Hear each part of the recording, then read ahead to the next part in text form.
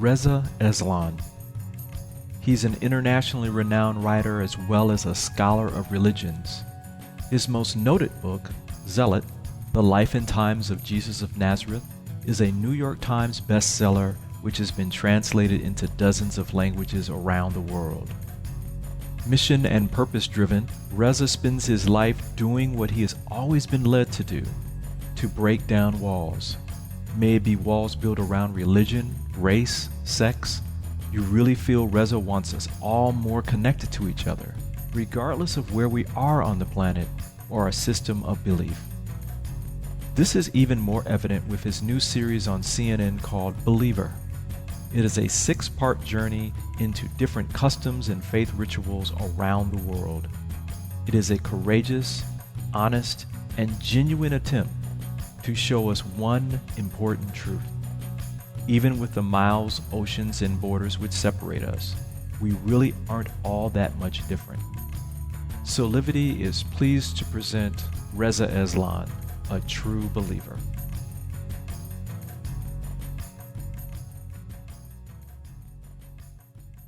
Reza, I have looked forward to this interview with you. I've kind of followed over the last few years your career, especially after you released Zealot, which is thoroughly enjoyable. And Thank you. it is very obvious that you really enjoy what you do. Yeah, that's for sure. I really do. I sometimes joke that I can't believe that I actually get paid for it. I do it for free. Wow. Now, when did you know that this is what the direction that you wanted to go in with your life? I mean, it sounds like it was early on in your life. Well, I mean, I always wanted to be a writer. I mean, as far as I can remember, I never wanted to be anything else.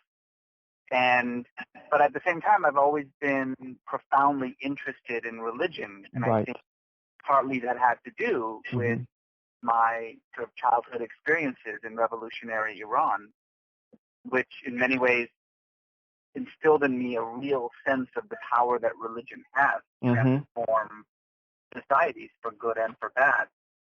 And when I went to college, and as an immigrant, and as a child of immigrants, saying to my parents that I wanted to be a writer, was like, might as well have said I wanted to, be homeless. Why don't you go out and get a real job, right?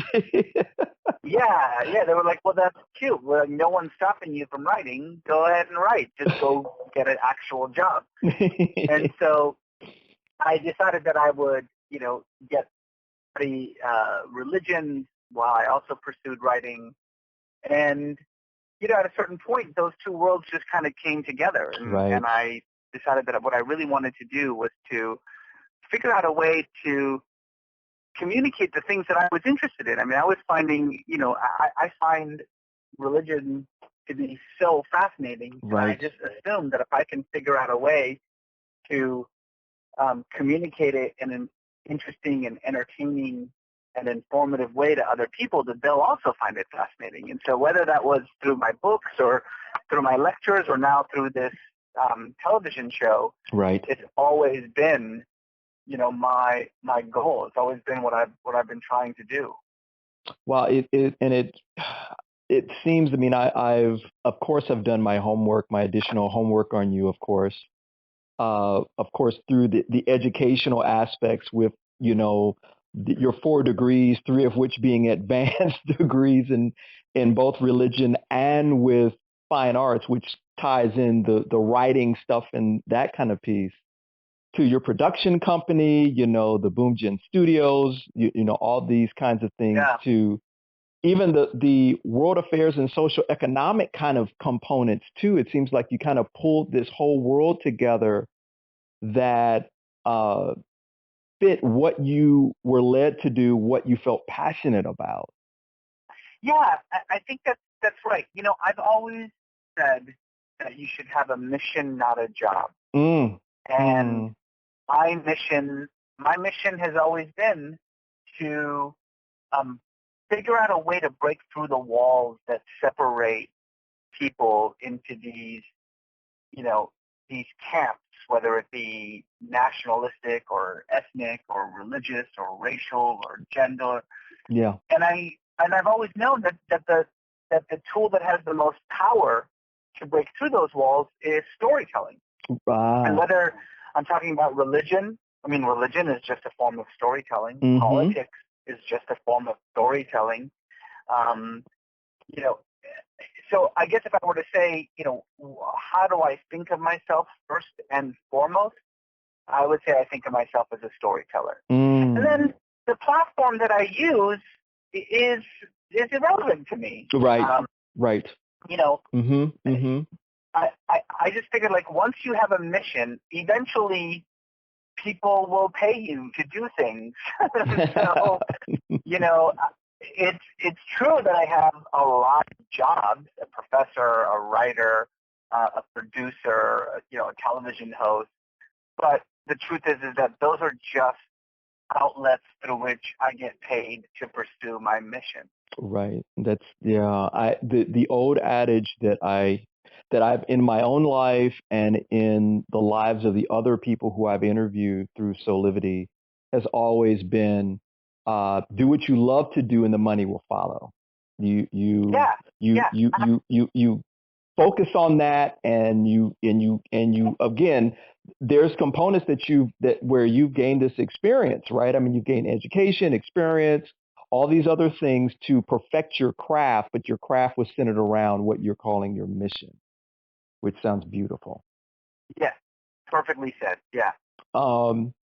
The Believer with Reza Aslan on CNN. Very looking forward to the debut in a few weeks. This also appears as though this is a natural extension and progression of your life's work, I think as that's well. a perfect way of putting it. It's just a different platform for the same stuff that I've been doing all along.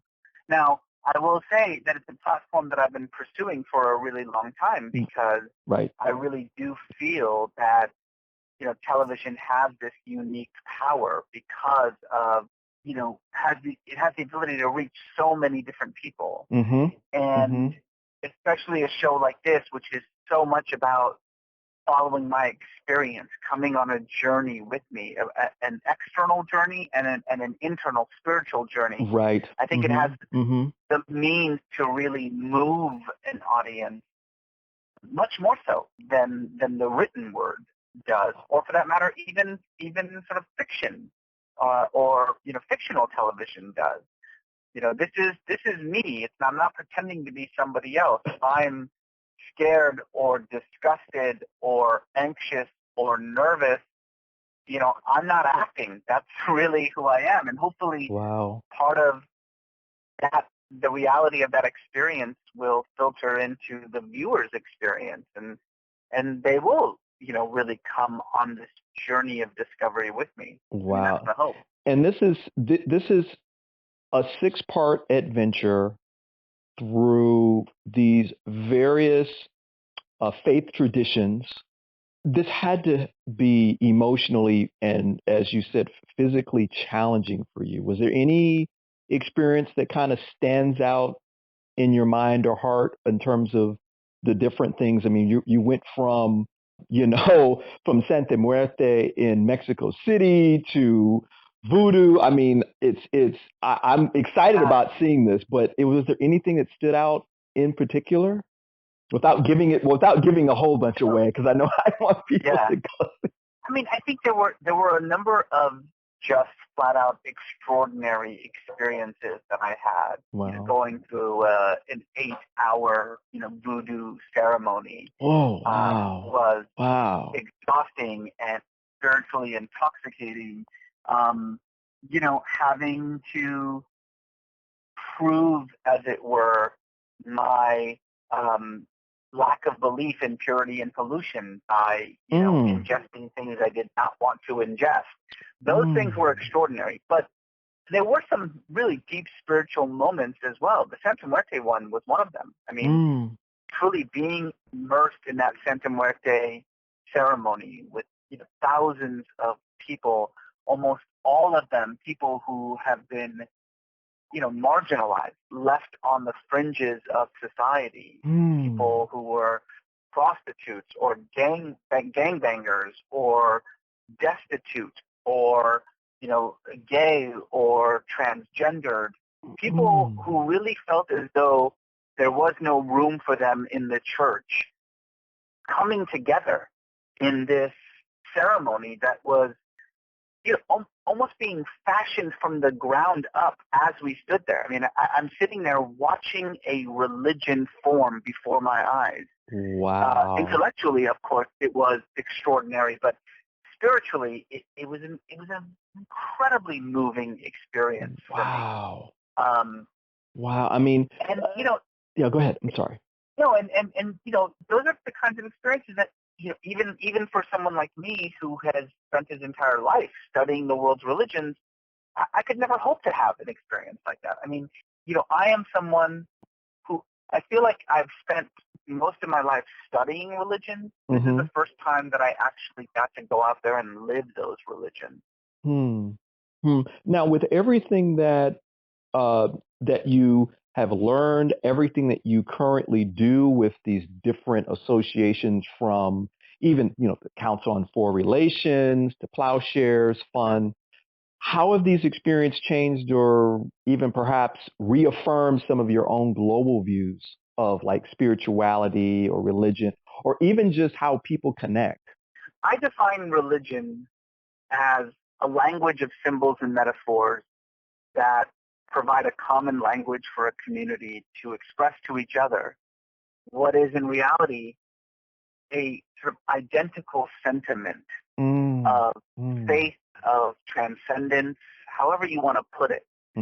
And I've recognized that wherever I go, whatever religion I study, that when you strip away the specific myths and rituals, the specific symbols and metaphors that the religion uses, what you are left with is a sentiment that is incredibly familiar, that looks like exactly what every other religious sentiment looks like. And I think going around the world and experiencing these religions not only really proved that to me, made that concrete, made that sentiment concrete, but it also, I think, is going to help me in the other things that I do in trying to precisely create this smaller world, right? A world in which we are all intimately linked to each other, regardless of what language we speak or what color our skin is or what God we worship. That those are just external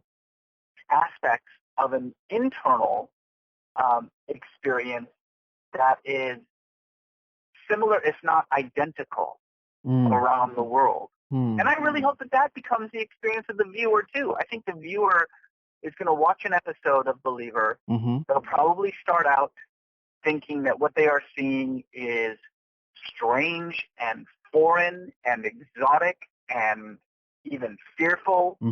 And then by the end of the hour, having gone through the experience with me of immersing myself into this strange and foreign religion, will probably walk away thinking to themselves, that's not as strange as I thought it was.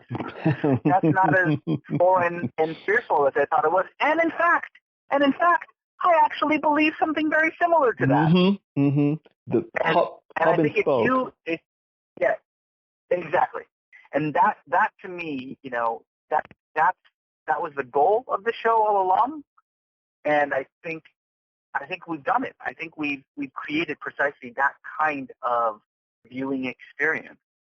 Well, I can say, as one who shares into increasing global connectedness through cultural awareness, which includes spirituality, religion, and learning more, I can say I really appreciate your bravery and bringing something like this to the forefront and sharing these.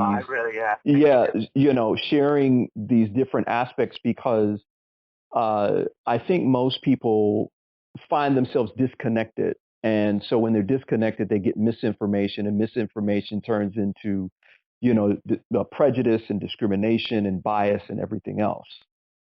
So I cannot wait to see up close through Believer the experiences that you've gone through.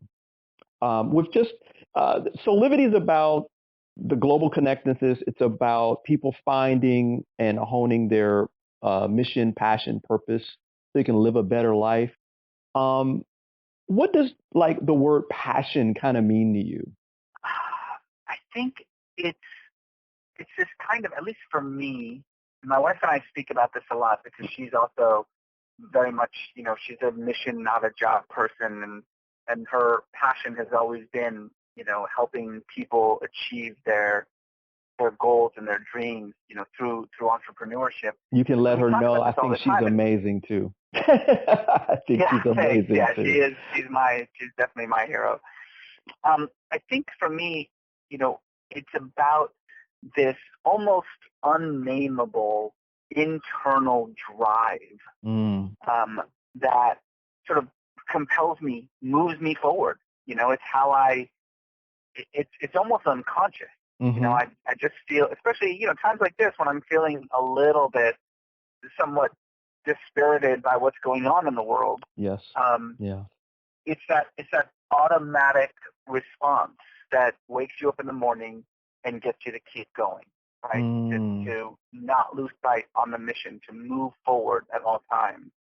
I think that's what it is. Yeah. Now I usually ask people what does the word purpose mean, but it feels like I should ask you, what does mission mean to you? What can you share with people about that? What that means to you specifically? It means something very specific to me, and that is putting your values into practice. That's it. It's as simple as that. What do you believe? Now go and do those things. And then hopefully someone will pay you for them. Maybe they won't. That might happen. But I have been lucky enough that it has happened, that people have, said that there is, there's something worth what you're doing here. Let us support you in doing that. But you said it perfectly. You can't think that way. You just have to assume that that's going to happen. You take your values, you put them in practice. That's what I've always believed. It's what my wife believes. It's what we teach our kids. Wow, that's beautiful. You mentioned before, and just with the last couple of minutes that we have, you mentioned before, so Livity tries to stay a little bit apolitical, but there is a lot of things going on in the world where people are fearful, they're frightened of current states here in the United States as well as abroad.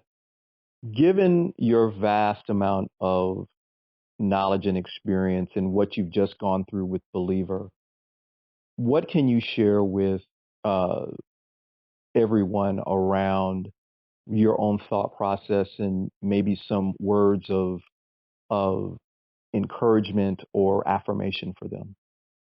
I'll just say this without getting too political, Right. that we are in this country at a pivotal moment in our history. We are experiencing what can only be described as a crisis of identity.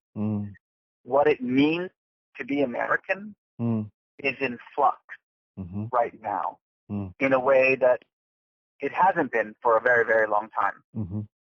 And while moments like this do often create tension and conflict and even violence, they are also an opportunity for us to really make crystal clear what it is to be American. What does the American identity mean? It's a responsibility that each and every one of us has. We're not in a moment in which we can just coast and assume, that everyone else thinks the way that we think, that everyone understands America the way that we do. So this is literally a defining moment in the sense that it is a moment for us to define this country. Are we a country that's marked by our diversity, by inclusion, or are we a country of exclusion, a country that seeks some kind of homogeneity? Which one are these? Which one of these are we? This is an argument, it's a debate that we have to have. And if there's any reason to be optimistic about what's going on right now, it is that we are forced to have this conversation. We are forced to define this for the next generation. Wow. Reza, thank you so much for the so time. Great speaking with you. I'm sorry I got to jump. Yeah, no problem at all. Good luck to you with, I know you don't need luck. This is Purposeful Believer with Reza Aslan, everyone, March 5th. And we'll be watching. March 5th on CNN. Yeah, and we'll all be watching, and we wish you all the best. And hopefully, I know that there'll be more great things that you're going to be doing and inspiring us in the future. Thank you. Take care now. All right, you too. We hope that you've enjoyed our personal interview, Reza Aslan, a true believer. We really want to thank Reza for allowing us to share his personal story with the Solivity community. Please stay tuned for future interviews with people just like each of you, learning to live their lives with passion and purpose. Until then, we wish you light, love, and of course, good living.